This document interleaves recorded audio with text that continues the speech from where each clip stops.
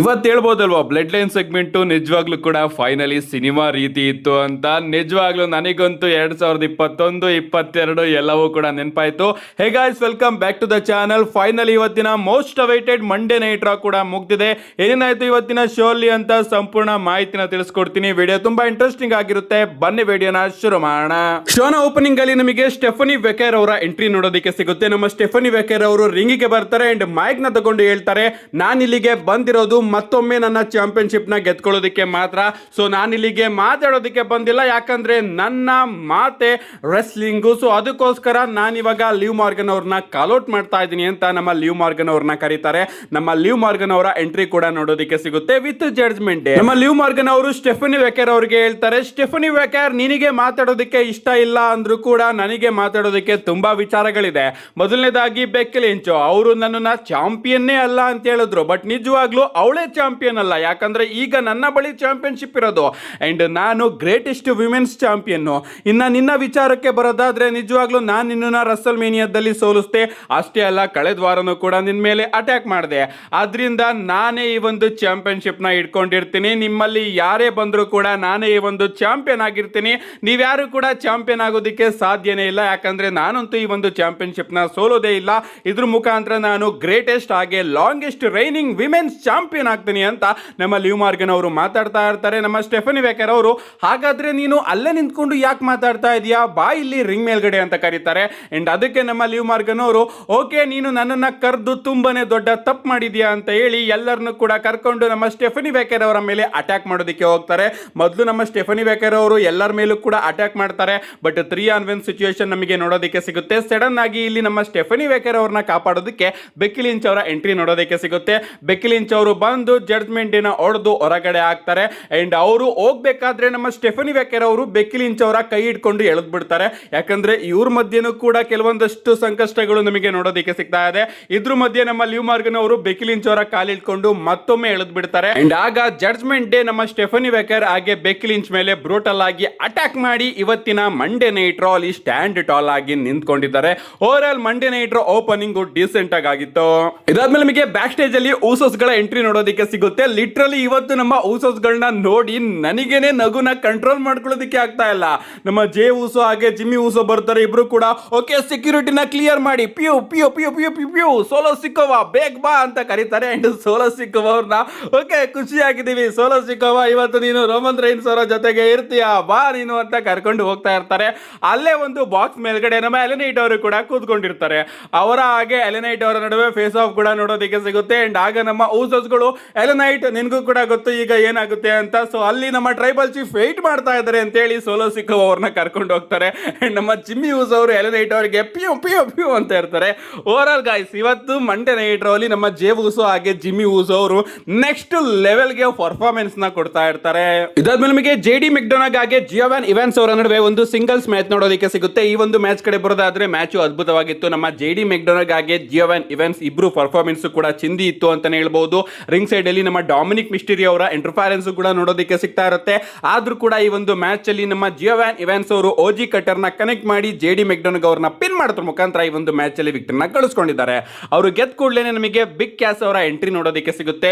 Big ಕ್ಯಾಸ್ ಬಂದು ನಮ್ಮ ಜಿಯೋವಾನ್ Evans ಅವರ ಮೇಲೆ ಬ್ರೂಟಲ್ ಆಗಿ ಅಟ್ಯಾಕ್ ಮಾಡಿ ಹೋಗ್ತಾ ಇರ್ತಾರೆ. ಸಡನ್ ಆಗಿ ನಮ್ಮ ಜಿಯೋವಾನ್ ಇವಾನ್ಸ್ ಅವರಿಗೆ ಏನಾಗುತ್ತೋ ಗೊತ್ತಿಲ್ಲ, ಮೈಕ್ ನ ತಗೊಂಡು ಓಕೆ ಬಿಗ್ ಕ್ಯಾಸ್ ಇಷ್ಟೇನಾ ನಿನ್ ಕೈಯಲ್ಲಿ ಆಗೋದು ಅಂತ ಹೇಳ್ಬಿಡ್ತಾರೆ.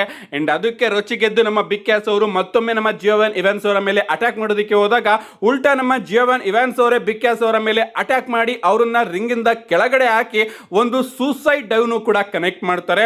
ಓಕೆ ಜಿಯೋವಾನ್ ಇವಾನ್ಸ್ ಅವರು ಅಪ್ಪರ್ ಎಂಡ್ ನ ತಗೋತಾ ಇದಾರಲ್ಲ ಅಂತ ನಾವ್ ಅನ್ಕೊಂಡ್ರೆ ಸಡನ್ ಆಗಿ ನಮ್ಮ ಡಾಮಿನಿಕ್ ಮಿಸ್ಟರಿ ಅವರು ಬಂದು ಜಿಯೋವಾನ್ ಇವಾನ್ಸ್ ಅವರ ಮೇಲೆ ಅಟ್ಯಾಕ್ ಮಾಡಿ ಬಿಗ್ ಕ್ಯಾಸ್ ಅವರಿಗೆ ಹೆಲ್ಪ್ ಮಾಡಿ ಅಲ್ಲಿಂದ ಹೋಗ್ತಾರೆ. ಇದಾದ್ಮೇಲೆ ನಮ್ಮ ಬಿಗ್ ಕ್ಯಾಸ್ ಅವರು ಇನ್ನೂ ಕೂಡ ಬ್ರೂಟಲ್ ಆಗಿ ನಮ್ಮ ಜಿಯೋವಾನ್ ಇವಾನ್ಸ್ ಅವರ ಮೇಲೆ ಅಟ್ಯಾಕ್ ಮಾಡ್ತಾರೆ. ಸೊ ಸದ್ಯಕ್ಕೆ ಡಬ್ಲ್ಯೂ ಅವರು ಜಿಯೋವಾನ್ ಇವಾನ್ಸ್ ಹಾಗೆ ಬಿಗ್ ಕ್ಯಾಸ್ ಅವರ ಸ್ಟೋರಿ ಲೈನ್ ನ ತಗೊಂಡು ಬರ್ತಾ ಇದ್ದಾರೆ. ಇದಾದ್ಮೇಲೆ ನಮಗೆ ಎಲ್ ಫಿಸ್ಕಲ್ ವರ್ಸಸ್ ರೇ ಫಿನಿಕ್ಸ್ ಅವರ ನಡುವೆ ವರ್ಲ್ಡ್ ಹೆವಿವೇಟ್ ಚಾಂಪಿಯನ್ಶಿಪ್ ನ ನಂಬರ್ 1 ಕಂಟೆಂಡರ್ ಟೂರ್ನಮೆಂಟ್ ನೋಡೋದಕ್ಕೆ ಸಿಗುತ್ತೆ. ಇನ್ನ ಈ ಒಂದು ಮ್ಯಾಚ್ ಕಡೆ ಬರೋದಾದ್ರೆ ಆಫ್ ಕೋರ್ಸ್ ಮ್ಯಾಚ್ ಚೆನ್ನಾಗೇ ಇರುತ್ತೆ. ಇವತ್ತು ಮಂಡೇ ನೈಟ್ ರಲ್ಲಿ ಆಲ್ಮೋಸ್ಟ್ ಆಲ್ ಎಲ್ಲಾ ಮ್ಯಾಚ್ ಕೂಡ ಹೈ ಫ್ಲೇಯರ್ಸ್ ಗಳಿಂದಾನೇ ತುಂಬಿತ್ತು ಅಂತಾನೆ ಹೇಳ್ಬೇಕು. ಅದರಿಂದ ಮ್ಯಾಚಸ್ ಗಳು ಕೂಡ ನೋಡೋದಕ್ಕೆ ಸಿಕ್ಕಾಪಟ್ಟೆ ಇಂಟ್ರೆಸ್ಟಿಂಗ್ ಅನಿಸ್ತಾ ಇತ್ತು. ಅಂಡ್ ಈ ಒಂದು ಮ್ಯಾಚ್ ಅಲ್ಲಿ ನಮ್ಮ ಎಲ್ ಫಿಸ್ಕಲ್ ಅವರು ಗೆಟಪ್ ಇತ್ತಲ್ಲ, ಅದಂತೂ ನೆಕ್ಸ್ಟ್ ಲೆವೆಲ್ ಇತ್ತು ಅಂತಾನೆ ಹೇಳ್ಬೇಕು. ಅಂಡ್ ಈ ಒಂದು ಮ್ಯಾಚ್ ಅಲ್ಲಿ ನಮ್ಮ ರೇ ಫಿನಿಕ್ಸ್ ಅವರು ಮೆಕ್ಸಿಕನ್ ಮಸಲ್ ಬಸ್ಟರ್ ನ ಕನೆಕ್ಟ್ ಮಾಡೋದ್ರ ಮುಖಾಂತರ ಎಲ್ ಫಿಸ್ಕಲ್ ಅವ್ರನ್ನ ಪಿನ್ ಮಾಡಿ ವಿಕ್ಟರಿನ ಗಳಿಸ್ಕೊಂಡಿದ್ದಾರೆ ಅಂಡ್ ಅವರು ನೆಕ್ಸ್ಟ್ ರೌಂಡಿಗೆ ಕ್ವಾಲಿಫೈ ಆಗಿದ್ದಾರೆ ಅಂಡ್ ಇವರ ನಡುವೆ ಮ್ಯಾಚ್ ಕೂಡ ಚೆನ್ನಾಗಿತ್ತು ಅಂಡ್ ರೇ ಫಿನಿಕ್ಸ್ ಅವರೇನಾದ್ರೂ ಈ ಕಡೆ ಫೈನಲ್ಸ್ ಗೆ ಬಂದು ಆ ಕಡೆ ಪೆಂಟಾ ಅವರೇನಾದ್ರೂ ಫೈನಲ್ಸ್ ಗೆ ಬಂದ್ರೆ ಇಬ್ರು ಬ್ರದರ್ಸ್ ಗಳ ನಡುವೆ ನಮಗೆ ಮ್ಯಾಚ್ ನೋಡೋದಕ್ಕೆ ಸಿಗುತ್ತೆ. ಯಾಕಂದ್ರೆ AEW ಕಂಪನಿಯಲ್ಲಿ ಇವರಿಬ್ರು ಕೂಡ ಟ್ಯಾಗ್ ಟೀಮ್ ಆಗಿ ವರ್ಕ್ ಮಾಡಿದ್ರು. ನೋಡೋಣ WWE ಪ್ಲಾನ್ಸ್ ಗಳು ಕೂಡ ಇದೇ ರೀತಿ ಇರಬಹುದು. ಇದಾದ್ಮೇಲೆ ನಮಗೆ ಸೋಲ್ ರುಕಾ ಹಾಗೆ ಲೈರಾ ವಾಲ್ಕೈರ್ ಅವರ ನಡುವೆ ಕೂಡ ಒಂದು ಸಿಂಗಲ್ಸ್ ಮ್ಯಾಚ್ ನೋಡೋದಕ್ಕೆ ಸಿಗುತ್ತೆ. ಇನ್ನ ಈ ಒಂದು ಮ್ಯಾಚ್ ಕಡೆ ಬರೋದಾದ್ರೆ ಡಿಸೆಂಟ್ ಆಗಿತ್ತು ಅಂತಾನೆ ಹೇಳ್ಬೇಕು. ನಾನು ಈ ಒಂದು ಮ್ಯಾಚ್ ಅಲ್ಲಿ ನಮ್ಮ ಬೇಲಿ ಅವ್ರನ್ನ ಎಕ್ಸ್ಪೆಕ್ಟ್ ಮಾಡ್ತಾ ಇದ್ದೆ, ಬಟ್ ಆ ರೀತಿ ವಿಚಾರ ನಮಗೆ ಈ ಒಂದು ಮ್ಯಾಚ್ ಅಲ್ಲಿ ನೋಡೋದಕ್ಕೆ ಸಿಗಲಿಲ್ಲ. ಈ ಒಂದು ಮ್ಯಾಚ್ ಅಲ್ಲಿ ನಮ್ಮ ಸೋಲ್ ರುಕಾ ಅವರು ತನ್ನ ಫಿನಿಶರ್ ಸೋಲ್ ಸ್ನ್ಯಾಚರ್ ನ ಕನೆಕ್ಟ್ ಮಾಡಿ ಲೈರಾ ವಾಲ್ಕೈರ್ ಅವರನ್ನ ಪಿನ್ ಮಾಡೋದ್ರ ಮುಖಾಂತರ ಈ ಒಂದು ಮ್ಯಾಚ್ ಅಲ್ಲಿ ವಿಕ್ಟರಿನ ಗಳಿಸ್ಕೊಂಡಿದ್ದಾರೆ. ಇದಾದ್ಮೇಲೆ ನಮಗೆ ಬ್ಯಾಕ್ ಸ್ಟೇಜ್ ಅಲ್ಲಿ ಜೇಕೋಬ್ ಫಾಟ್ ಅವರು ನೋಡೋದಕ್ಕೆ ಸಿಗ್ತಾರೆ ಅಂಡ್ ಅವರ ಜೊತೆಗೆ ಊಸೋಸ್ ಗಳು ಕೂಡ ಅಲ್ಲಿಗೆ ಬರ್ತಾರೆ. ನಮ್ಮ ಊಸೋಸ್ ಗಳು ಜೇಕೋಬ್ ಫಾಟ್ ಅವರಿಗೆ ಹೇಳ್ತಾ ಇರ್ತಾರೆ, ಓಕೆ ಇವತ್ತು ನಮ್ಮ ದಿನ, ಬ್ಲಡ್ ಲೈನ್ ಗೆ ಸೋಲೋ ಸಿಕ್ಕವ ಅವರು ವಾಪಸ್ ಬರ್ತಾ ಇದ್ದಾರೆ ಅಂತ. ಅಂಡ್ ಅದಕ್ಕೆ ನಮ್ಮ ಜೇಕೋಬ್ ಫಾಟ್ ಅವರು ಇದನ್ನ ನೀನು ಒಬ್ನೇ ಮಾಡಿರೋ ರೀತಿ ಖುಷಿ ಪಡ್ತಾ ಇದೆಯಲ್ಲ ಅಂತ ಹೇಳ್ತಾರೆ. ಅಂಡ್ ಆಗ ನಮ್ಮ ಜೇ ಊಸೋ ಅವರು ಆಫ್ಕೋರ್ಸ್ ನಾನೇ ಇದನ್ನ ಮಾಡಿರೋದು. ಅಂಡ್ ಜೇಕೋಬ್ ಫಾಟು ಈಗ ಹೇಳು ಯಾರು ನಿಜವಾದ ಪಾಂಕ್ಯಾಸ್ ಅಂತ ಹೇಳಿ ಅಲ್ಲಿಂದ ಹೊರಟೋಗ್ತಾರೆ. ಸೊ ಇವತ್ತು ನಮ್ಮ ಜೇ ಊಸೋ ಅವರು ಜೇಕೋಬ್ ಫಾಟುಗೆ ನೀನು ಪಂಕ್ಯಾಸು ನಾನಲ್ಲ ಅಂತ ಅವರು ಜೇ ಊಸೋಗೆ ಕರೀತಿದ್ದಂತಹ ನಿಕ್ ನೇಮ್ ನ ಅವರು ಅವರಿಗೆನೆ ಕರೆದಿದ್ದಾರೆ. ಇದಾದ್ಮೇಲೆ ಬ್ಯಾಕ್ ಸ್ಟೇಜ್ ಅಲ್ಲಿ ನಮಗೆ ವಿಷನ್ ನ ಇಂಟರ್ವ್ಯೂ ನೋಡೋದಕ್ಕೆ ಸಿಗ್ತಾ ಇರುತ್ತೆ. ಅಂಡ್ ಆ ಒಂದು ಇಂಟರ್ವ್ಯೂ ಅಲ್ಲಿ ನಮ್ಮ ಲೋಗನ್ ಪಾಲ್ ಅವರು ಕೂಡ ಎಲ್ಲರಿಗೂ ವಾರ್ನಿಂಗ್ ನ ಕೊಡ್ತಾರೆ. ಈ ಕಡೆ ನಮ್ಮ ಆಸ್ಟಿನ್ ಥಿಯರಿ ಅವರು ಕೂಡ ಎಲ್ಲರಿಗೂ ಕೂಡ ವಾರ್ನಿಂಗ್ ನ ಕೊಡ್ತಾರೆ. ಬಟ್ ನಮ್ಮ ಬ್ರಾನ್ ಬ್ರೇಕರ್ ಅವರು ನಾನು ಏನೇ ಮಾತಾಡೋದಿದ್ರು ಕೂಡ ಒಬಾಫೆಮಿ ಅವರ ಬಗ್ಗೆ ಸೀದಾ ಹೋಗಿ ರಿಂಗ್ ಅಲ್ಲಿ ಫೇಸ್ ಟು ಫೇಸ್ ಮಾತಾಡ್ತೀನಿ ಅಂತ ಹೇಳಿ ಸೀದಾ ರಿಂಗ್ ಗೆ ಬರ್ತಾರೆ. ಅಂಡ್ ಅವರ ಎಂಟ್ರಿ ಕೂಡ ನಮಗೆ ನೋಡೋದಕ್ಕೆ ಸಿಗುತ್ತೆ. ನಮ್ಮ ಬ್ರಾನ್ ಬ್ರೇಕರ್ ಅವರು ರಿಂಗ್ ಗೆ ಬಂದು ಮೈಕ್ ನ ತಗೊಂಡು ಒಬಾಫೆಮಿ ನೀನಿಲ್ಲಿ ಫ್ಯೂಚರ್ ಆಫ್ WWE ಅಂತ ಹೇಳ್ಕೊಂಡು ತಿರುಗ್ತಾ ಇದೆಯಾ ಅಲ್ವಾ, ಬಾ ಇಲ್ಲಿಗೆ ಬಂದು ಅದನ್ನ ನನ್ನಿಂದ ತಗೋ ಅಂತ ಹೇಳ್ತಾರೆ. ಸಡನ್ ಆಗಿ ನಮಗೆ ಪಾಲ್ ಇಮೆನ್ ಅವರ ಎಂಟ್ರಿ ನೋಡೋದಕ್ಕೆ ಸಿಗುತ್ತೆ. ನಮ್ಮ ಪಾಲ್ ಇಮೆನ್ ಅವರು ಮೊದಲು ಬಂದು ತನ್ನನ್ನ ತಾನು ಇಂಟ್ರೊಡ್ಯೂಸ್ ಮಾಡ್ತಾರೆ ಅಂಡ್ ಅದಾದ್ಮೇಲೆ ಹೇಳ್ತಾರೆ ನಿಜವಾಗ್ಲೂ ಈಗ WWE ಕಂಪನಿಯ ಫ್ಯೂಚರ್ ಯಾರು ಅಂತ. ಅಂಡ್ ಆ ಒಂದು ವಿಚಾರಕ್ಕೆ ನಮ್ಮ ಬ್ರಾನ್ ಬ್ರೇಕರ್ ಅವರು ಪಾಲ್ ಇಮೆನ್ ಅವ್ರನ್ನ ಕೇಳ್ತಾರೆ, ನೀನೇ ಹೇಳು ಈ ಒಂದು ಕಂಪನಿಯ ಫ್ಯೂಚರ್ ಯಾರು ಅಂತ. ಸಡನ್ ಆಗಿ ನಮಗೆ ಒಬಾಫೆಮಿ ಅವರ ಎಂಟ್ರಿ ಕೂಡ ನೋಡೋದಕ್ಕೆ ಸಿಗುತ್ತೆ. ನಮ್ಮ ಒಬಾಫೆಮಿ ಅವರು ಹೇಳ್ತಾರೆ, ಬ್ರಾನ್ ಬ್ರೇಕರ್ ಇಲ್ಲಿ ನೀನು ಸ್ಟುಪಿಡ್ ಪ್ರಶ್ನೆನ ಯಾಕೆ ಕೇಳ್ತಾ ಇದೀಯಾ, ಎಲ್ಲರಿಗೂ ಕೂಡ ಗೊತ್ತು ಯಾರು ಫ್ಯೂಚರ್ ಆಫ್ WWE ಅಂತ. ಪಾಲ್ ಇಮೆನ್ ಅವ್ರಿಗೂ ಕೂಡ ಗೊತ್ತು, ಇವನ್ ನಿನ್ಗೂ ಕೂಡ ಗೊತ್ತು, ಇಲ್ಲಿರ್ತಕ್ಕಂತಹ ಫ್ಯಾನ್ಸ್ ಗಳಿಗೂ ಕೂಡ ಗೊತ್ತು, ಇವನ್ ಬ್ರಾಕ್ ಲೇಸ್ನರ್ ಅವ್ರಿಗೂ ಕೂಡ ಗೊತ್ತಿತ್ತು ನಾನೇ ಫ್ಯೂಚರ್ ಆಫ್ WWE ಅಂತ. ನಿನಗೇನಾದ್ರೂ ಅದರಿಂದ ಪ್ರಾಬ್ಲಮ್ ಇದ್ರೆ ಬಾ ಅದನ್ನ ಸೆಟಲ್ ಮಾಡ್ಕೋಣ, ನೀನ್ ಯಾವಾಗ ಕರೀತೀಯೋ ಯಾವ ಟೈಮಲ್ಲಿ ಕರೀತೀಯೋ ಆಗ ನಾನು ರೆಡಿ ಇರ್ತೀನಿ ಅಂತ ನಮ್ಮ ಒಬಾಫೆಮಿ ಅವರು ಬ್ರಾನ್ ಬ್ರೇಕರ್ ಅವರಿಗೆ ಹೇಳ್ತಾರೆ. ಅಂಡ್ ಈ ವಿಚಾರನ ಕೇಳಿ ನಮ್ಮ ಬ್ರಾನ್ ಬ್ರೇಕರ್ ಅವರು ಮುಂದೆ ಬರ್ತಾರೆ. ಅಂಡ್ ಸಡನ್ ಆಗಿ ನಮ್ಮ ಪಾಲ್ ಇಮೆನ್ ಅವರು ಬ್ರಾನ್ ಬ್ರೇಕರ್ ಅವ್ರನ್ನ ಅಲ್ಲೇ ತಡೆದು ನಿಲ್ಲಿಸಿ ಸ್ವಲ್ಪ ಹಿಂದೆ ಹೋಗು, ಒಬಾಫೆಮಿ ಯಾಕೆ ಒಂದ್ ಹೆಜ್ಜೆ ಹಿಂದೆ ನಿಂತಿದ್ದಾನೆ ಅಂದ್ರೆ ಅವನಿಗೆ ಗೊತ್ತು ಈ ಒಂದು ಟೈಮ್ ಆ ಒಂದು ಮ್ಯಾಚ್ ಗೆ ಅಲ್ಲ ಅಂತ. ನಿಜವಾಗ್ಲೂ ನಾವು ಒಂದು ಸರ್ಟಿಫೈಡ್ ಕಂಪನಿಯಲ್ಲಿ ವರ್ಕ್ ಮಾಡ್ತಾ ಇದೀವಿ ಅಂದ್ರೆ ನಾವು ಮೇಲ್ಗಡೆಯಿಂದ ಆರ್ಡರ್ಸ್ ಗಳನ್ನ ತಗೊಳ್ಬೇಕಾಗುತ್ತೆ. ಅಂಡ್ ನಿಮ್ಮಿಬ್ಬರಲ್ಲಿ ಫ್ಯೂಚರ್ ಯಾರು ಅಂತ ಡಿಸೈಡ್ ಮಾಡಬೇಕು ಅಂದ್ರೆ ಒಂದು ಮ್ಯಾಚ್ ಆಡಿ ವಿನ್ ಆಗೋದಲ್ಲ, ಬದಲಿಗೆ ಯಾರು ಬಾಕ್ಸ್ ಆಫೀಸ್ ನ ಚೆನ್ನಾಗಿ ಅರ್ಥ ಮಾಡ್ಕೋತಾರೋ ಅವರೇ WWE ಕಂಪನಿಯ ಫ್ಯೂಚರ್ ಅನ್ನೋದು ಅರ್ಥ. ಅಂಡ್ ಇಲ್ಲಿ ಇವತ್ತು ಮ್ಯಾಚ್ ಆಡೋದಕ್ಕೆ ನಾವೇನು AEW ಕಂಪನಿ ಅವರಲ್ಲ, ಸುಮ್ನೆ ಬಂದು ಯಾವ್ದೋ ಒಂದು ಬಿಗ್ಗೆಸ್ಟ್ ಬಾಕ್ಸ್ ಆಫೀಸ್ ಮ್ಯಾಚ್ ನ ಯಾವ್ದೋ ಒಂದು ವೀಕ್ಲಿ ಶೋ ಅಲ್ಲಿ ಮಾಡೋದಿಕ್ಕೆ. ಅದಕ್ಕೋಸ್ಕರ ನಾನು ಆಡಮ್ ಪಿಯರ್ಸ್ ಅವರ ಬಳಿ ಮಾತಾಡಿದ್ದೀನಿ. ಅಂಡ್ ನಿನ್ನ ಹಾಗೆ ಒಬಾಫೆಮಿ ಅವರ ಮ್ಯಾಚ್ ನ ಸಂಡೇ ನೈಟ್ ಮೈನ್ ಇವೆಂಟ್ ಗೆ ಕನ್ಫರ್ಮ್ ಮಾಡಿಸಿದ್ದೀನಿ. ಅಂಡ್ ಅಲ್ಲೇ ನೀವಿಬ್ರು ಕೂಡ ಮ್ಯಾಚ್ ಆಡಿ ಅಂಡ್ ಅಲ್ಲೇ ಗೊತ್ತಾಗುತ್ತೆ ಯಾರು ಫ್ಯೂಚರ್ ಆಫ್ WWE ಅಂತ ಹೇಳ್ತಾರೆ. ಅಂಡ್ ಈ ಒಂದು ವಿಚಾರಕ್ಕೆ ನಮ್ಮ ಒಬಾಫೆಮಿ ಹಾಗೆ ಬ್ರಾನ್ ಬ್ರೇಕರ್ ಇಬ್ರು ಕೂಡ ಒಪ್ಕೋತಾರೆ. ಅಂಡ್ ನಮ್ಮ ಬ್ರಾನ್ ಬ್ರೇಕರ್ ಅವರು ರಿಂಗ್ ಇಂದ ಕೆಳಗಡೆ ಇಳಿದು ಹೋಗ್ತಾ ಇರ್ತಾರೆ ಅಂಡ್ ಹಿಂದೆ ತಿರುಗಿ ನೋಡ್ತಾರೆ ಪಾಲ್ ಇಮೆನ್ ಅವರು ಅವ್ರ ಜೊತೆ ಬರ್ತಾ ಇದಾರ ಅಂತ. ಬಟ್ ನಮ್ಮ ಪಾಲ್ ಇಮೆನ್ ಅವರು ರಿಂಗ್ ಮೇಲ್ಗಡೆ ಒಬಾಫೆಮಿ ಅವರ ಜೊತೆಗೆ ನಿಂತ್ಕೊಂಡಿರ್ತಾರೆ. ಅಂಡ್ ಸಡನ್ ಆಗಿ ನಮ್ಮ ಪಾಲ್ ಇಮೆನ್ ಅವರು ಕೂಡ ಒಬಾಫೆಮಿ ಅವ್ರನ್ನ ಬಿಟ್ಟು ನಮ್ಮ ಬ್ರಾನ್ ಬ್ರೇಕರ್ ಅವರ ಬಳಿ ಬಂದು ನಿನ್ ಜೊತೆ ಬಿಸ್ನೆಸ್ ಮಾಡಿ ಸಿಕ್ಕಾಪಟ್ಟೆ ಖುಷಿ ಆಯ್ತು ಅಂತ ಹೇಳಿ ಅಲ್ಲಿಂದ ಹೊರಟೋಗ್ತಾರೆ. ಅಂಡ್ ಈ ಒಂದು ವಿಚಾರನ ಕೇಳಿ ನಮ್ಮ ಬ್ರಾನ್ ಬ್ರೇಕರ್ ಅವರು ಕೂಡ ಸಿಕ್ಕಾಪಟ್ಟೆ ಕನ್ಫ್ಯೂಸ್ ಆಯ್ತಾರೆ. ಸದ್ಯಕ್ಕೆ ನನ್ನ ಪ್ರಕಾರ guys Sunday night main event ಅಲ್ಲಿ ನಮ್ಮ ಬ್ರಾನ್ ಬ್ರೇಕರ್ ಹಾಗೆ ಒಬಾಫೆಮಿ ಅವರ ನಡುವೆ ಮ್ಯಾಚ್ ಏನ್ ಅಫಿಷಿಯಲ್ ಆಗಿ ಕನ್ಫರ್ಮ್ ಆಗಿದೆ ಆ ಒಂದು ಮ್ಯಾಚ್ ಅಲ್ಲಿ ನಮ್ಮ ಪಾಲ್ ಇಮೆನ್ ಅವರ ಪಾತ್ರ ಸಿಕ್ಕಾಪಟ್ಟೆ ದೊಡ್ಡದಿರುತ್ತೆ ಅಂತ ಅನ್ಕೋತೀನಿ. ಅಂಡ್ ಆ ಒಂದು ಮ್ಯಾಚ್ ಅಲ್ಲಿ ಯಾರು ಗೆಲ್ತಾರೋ ಅವರ ಜೊತೆನೆ ನಮ್ಮ ಪಾಲ್ ಇಮೆನ್ ಅವರು ಇರ್ತಾರೆ. ಅಂಡ್ ಆ ಒಂದು ಮ್ಯಾಚ್ ಅಲ್ಲಿ ಯಾರಿಗೆ ನಮ್ಮ ಪಾಲ್ ಇಮೆನ್ ಅವರು ಹೆಲ್ಪ್ ಮಾಡ್ತಾರೋ ಅವರೇ ನೆಕ್ಸ್ಟ್ ಪಾಲ್ ಹಿಮೆನ್ ಗಾಯ ಆಗ್ತಾರೆ. ನೋಡೋಣ ಗಾಯ್ಸ್, ಒಂದು ಬಿಗ್ಗೆಸ್ಟ್ ಬಾಕ್ಸ್ ಆಫೀಸ್ ಮ್ಯಾಚ್ ನ WWE ಅವರು ಅಫಿಷಿಯಲ್ ಆಗಿ ಸಂಡೇ ನೈಟ್ ಮೈನ್ ಇವೆಂಟ್ ಗೆ ಕನ್ಫರ್ಮ್ ಮಾಡಿದ್ದಾರೆ. ಇದಾದ್ಮೇಲೆ ನಮಗೆ ಡ್ರ್ಯಾಗನ್ ಲೀ ವರ್ಸಸ್ ಡಾಕ್ಟರ್ ವ್ಯಾಂಗರ್ ಅವರ ನಡುವೆ WWE ವರ್ಲ್ಡ್ ಹೆವಿವೇಟ್ ಚಾಂಪಿಯನ್ಶಿಪ್ ನ ನಂಬರ್ 1 ಕಂಟೆಂಡರ್ ನ ಟೂರ್ನಮೆಂಟ್ ನ ಇನ್ನ ಒಂದು ಮ್ಯಾಚ್ ನೋಡೋದಕ್ಕೆ ಸಿಗುತ್ತೆ. ಆಫ್ ಕೋರ್ಸ್ ಲುಚಾಡೋರ್ಸ್ ಗಳ ಮ್ಯಾಚ್ ಮ್ಯಾಚ್ ಮಾತ್ರ ಅದ್ಭುತವಾಗಿತ್ತು ಅಂಡ್ ನಮ್ಮ ಡಾಕ್ಟರ್ ವೆಂಗರ್ ಅವರ ಗೆಟಪ್ ಕೂಡ ಸಿಕ್ಕಾಪಟ್ಟೆ ಚೆನ್ನಾಗಿತ್ತು. ಬಟ್ ಈ ಒಂದು ಮ್ಯಾಚ್ ಅಲ್ಲಿ ನಮ್ಮ ಡ್ರ್ಯಾಗನ್ ಲೀ ಅವರು ತನ್ನ ಫಿನಿಶರ್ ನ ಕನೆಕ್ಟ್ ಮಾಡಿ ಡಾಕ್ಟರ್ ವೆಂಗರ್ ಅವ್ರನ್ನ ಪಿನ್ ಮಾಡೋದ್ರ ಮುಖಾಂತರ ಈ ಒಂದು ಮ್ಯಾಚ್ ಅಲ್ಲಿ ವಿನ್ ಆಗಿದ್ದಾರೆ ಅಂಡ್ ಅವರು ನೆಕ್ಸ್ಟ್ ರೌಂಡಿಗೆ ಕ್ವಾಲಿಫೈ ಆಗಿದ್ದಾರೆ. ಇದಾದ್ಮೇಲೆ ನಿಮಗೆ ಚಾಡ್ ಗೇಬಲ್ ಹಾಗೆ ರೇ ಮಿಸ್ಟೀರಿಯೋ ಅವರ ನಡುವೆ ಇಂಟರ್ಕಾಂಟಿನೆಂಟಲ್ ಚಾಂಪಿಯನ್ಶಿಪ್ ಗೆ ಒಂದು ಸಿಂಗಲ್ಸ್ ಮ್ಯಾಚ್ ನೋಡೋದಕ್ಕೆ ಸಿಗುತ್ತೆ. ನಿಜವಾಗ್ಲೂ ಮಂಡೇ ನೈಟ್ ನ ಬೆಸ್ಟ್ ಮ್ಯಾಚ್ ಅಂತಾನೆ ಹೇಳ್ಬೇಕು. ನಮ್ಮ ಚಾಡ್ ಗೇಬಲ್ ಹಾಗೆ ರೇ ಮಿಸ್ಟೀರಿಯೋ ಅವರು ಸೇರ್ಕೊಂಡು ಒಂದು ಅದ್ಭುತವಾದ ಮ್ಯಾಚ್ ನಮ್ಮೆಲ್ಲರಿಗೂ ಕೂಡ ಡೆಲಿವರ್ ಮಾಡಿದ್ದಾರೆ. ಒಂದೊಂದು ಟೈಮ್ ಅಲ್ಲಿ ನನಗೆ ಅನಿಸ್ತಾ ಇತ್ತು ರೇ ಮಿಸ್ಟೀರಿಯೋ ಅವರು ಏನಾದ್ರು ಗೆದ್ಬಿಡ್ತಾರ ಅಂತ, ಯಾಕಂದ್ರೆ ಎರಡೆರಡು ಬಾರಿ 619 ಕನೆಕ್ಟ್ ಮಾಡೋದಕ್ಕೆ ಹೋಗ್ತಾರೆ, ಬಟ್ ನಮ್ಮ ಚಾಡ್ ಗೇಬಲ್ ಅವರು ತಪ್ಪಿಸ್ತಾ ಇರ್ತಾರೆ. ಇನ್ನೊಂದು ಟೈಮು ರಿಂಗ್ ಬಕಲ್ ಇರ್ತಲ್ಲ, ಟರ್ಮ್ ಬಕಲ್, ಅಲ್ಲೂ ಒಂದು 619 ಕನೆಕ್ಟ್ ಮಾಡಿ ಇನ್ನ ಒಂದು ಬಾರಿ 619 ಕನೆಕ್ಟ್ ಮಾಡ್ತಾರೆ, ಬಟ್ ನಮ್ಮ ಚಾಡ್ ಗೇಬಲ್ ಅವರು ತನ್ನ ನೀನ ಅಪ್ ಮಾಡಿಬಿಡ್ತಾರೆ. ಅಂಡ್ ಹಂಗೆ ನಮ್ಮ ರೇ ಮಿಸ್ಟೀರಿಯೋ ಅವರಿಗೆ ಆಂಕಲ್ ಲಾಕ್ ನ ಕನೆಕ್ಟ್ ಮಾಡಿಬಿಡ್ತಾರೆ. ನಮ್ಮ ರೇ ಮಿಸ್ಟೀರಿಯೋ ಅವರು ತಪ್ಪಿಸ್ಕೊಳ್ಳೋದಕ್ಕೆ ಸಿಕ್ಕಾಪಟ್ಟೆ ಟ್ರೈ ಮಾಡ್ತಾರೆ ಅಂತಾನೆ ಹೇಳ್ಬೇಕು.